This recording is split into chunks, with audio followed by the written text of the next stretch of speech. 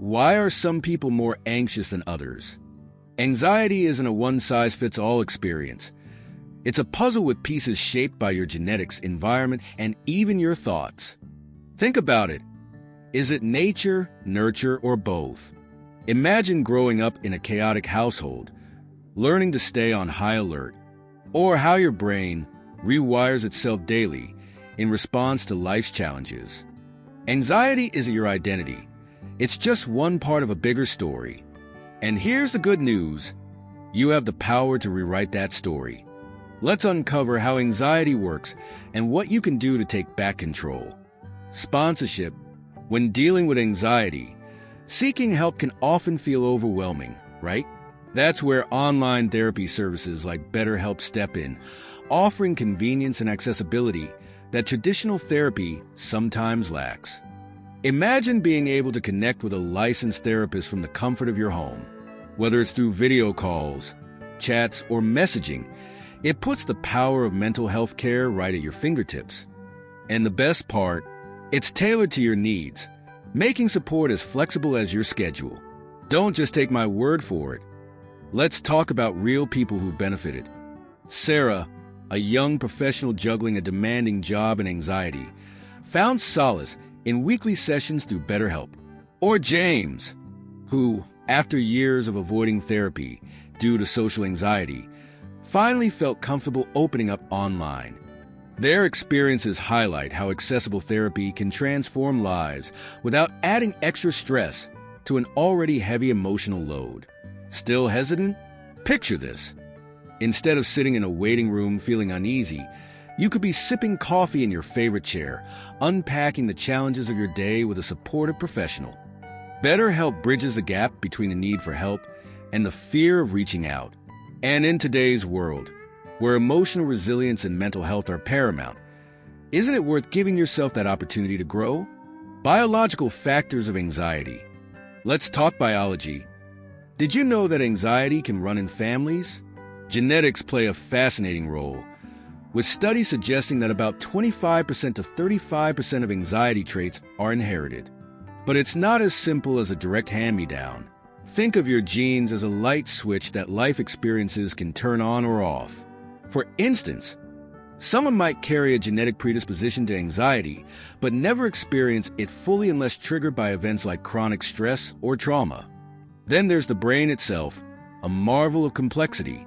In anxious individuals, the amygdala, a small structure responsible for processing fear, is often larger and more active. This hyperactivity fuels heightened emotional responses, leaving the person on edge even in safe situations. On top of that, blood flow differences between brain hemispheres and heightened insular activity contribute to the way anxiety manifests. But here's something amazing. These structures can change.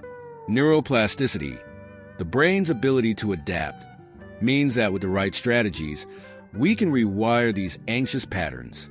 Physical health also ties into the story. Overactive adrenal glands pumping out stress hormones, thyroid imbalances, or even chronic inflammation can amplify anxiety symptoms. A Norwegian study revealed that therapies like cognitive behavioral therapy (CBT) can actually reduce amygdala size, proof that our brains are not static. So, while biology lays a foundation, it's far from the final word in your story. The way you respond to these factors can reshape your mental and emotional landscape. Psychological factors of anxiety.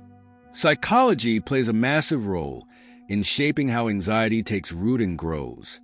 Traumatic experiences, for example, leave an indelible mark on the brain, altering thought patterns and emotional responses.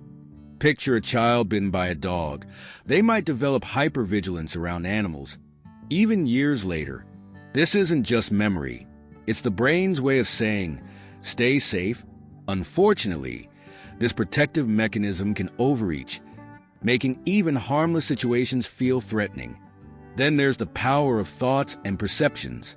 Catastrophic thinking, assuming the worst will happen, acts like gasoline on the fire of anxiety.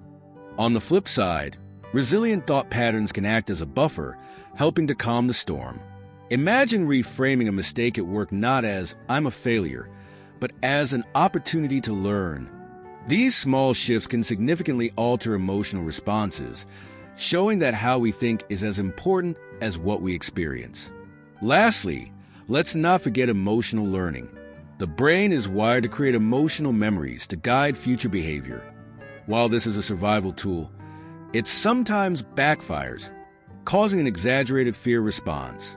Take public speaking. If one bad experience led to humiliation, your brain might label all speaking events as threats. But here's the good news. Just as the brain learns fear, it can unlearn it. With the right approaches, emotional resilience and confidence are within reach. Social factors of anxiety. Anxiety doesn't exist in a vacuum. Our social surroundings play a pivotal role in shaping it. Take family dynamics. For instance, if a parent exhibits anxious behaviors, like an intense fear of flying, it's not uncommon for their children to internalize these fears. They watch, learn, and mimic, often without realizing it. Yet, just as anxiety can be passed down, positive experiences can counteract it. For example, a parent calmly navigating turbulence on a flight can model resilience, helping a child build emotional strength. Beyond family, the broader social environment matters. Imagine someone growing up in a community where vulnerability is discouraged.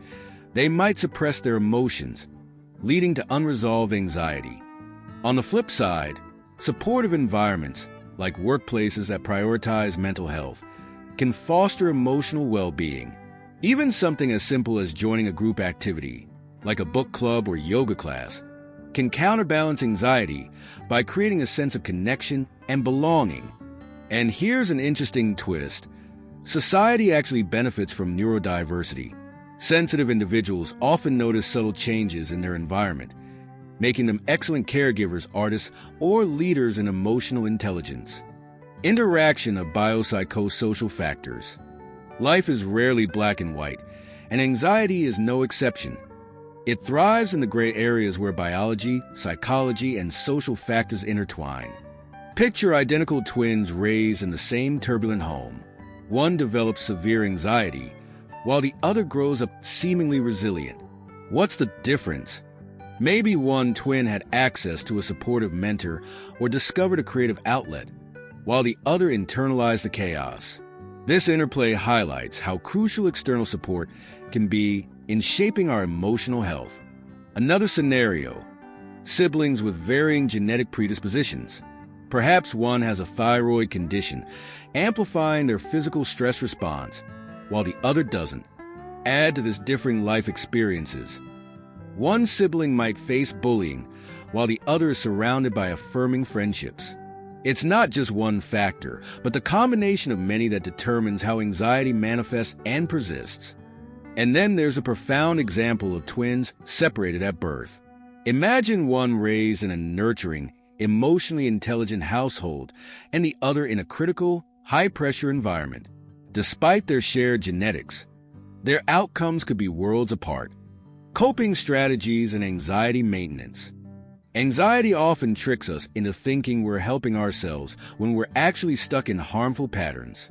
For example, rumination, replaying the same worries on a loop, feels productive but only deepens the spiral. Similarly, excessive avoidance of stress triggers might provide short-term relief, but keeps the fear alive in the long run.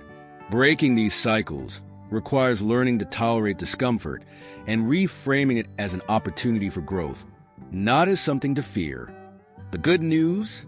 There are practical steps to untangle anxiety's grip. Start small.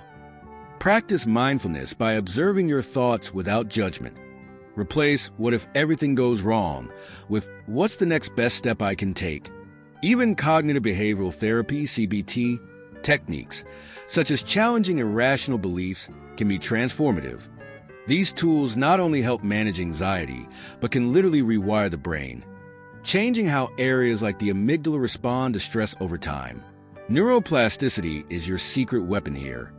Incorporating activities like journaling, meditation, or even structured breathing exercises can carve new, calmer pathways in your mind. With consistency, you'll find that what once felt overwhelming becomes manageable, Self-compassion and self-awareness. Anxiety often whispers lies that we're broken or weak, but here's the truth. Anxiety is a normal part of the human spectrum. What sets people apart is how they respond to it. Self-compassion is a powerful antidote. Imagine treating yourself the way you'd comfort a close friend, with understanding, patience, and kindness. Instead of criticizing yourself for feeling anxious, acknowledge that you're navigating a challenge, and that's okay. Self-awareness goes hand in hand with compassion. It's about recognizing what triggers your anxiety and how it shows up in your body. For instance, does your chest tighten when you feel overwhelmed? Do you avoid certain situations because they feel too much? By naming these patterns, you take the first step toward change. Journaling is a fantastic tool here. It helps you map out emotions and spot recurring themes, turning self-discovery into a habit. Anxiety isn't a flaw, it's a signal. And learning to interpret that signal with grace and curiosity opens doors to growth. With a growth mindset, you can start reframing challenges as stepping stones, not stumbling blocks. Now that you understand how to reprogram your brain to manage anxiety, what will you do with this knowledge? Will you take the first step to rewrite anxiety's narrative? It's not about erasing it, but transforming it into growth. Start small, journal tonight, practice mindfulness tomorrow, or challenge one anxious thought this week. What's stopping you from creating a mind that works for you? Share your thoughts in the comments. They could inspire others. Have questions? Drop them below. Like, share, and subscribe for more content that empowers your health and mind. Let's create a life of clarity and purpose together.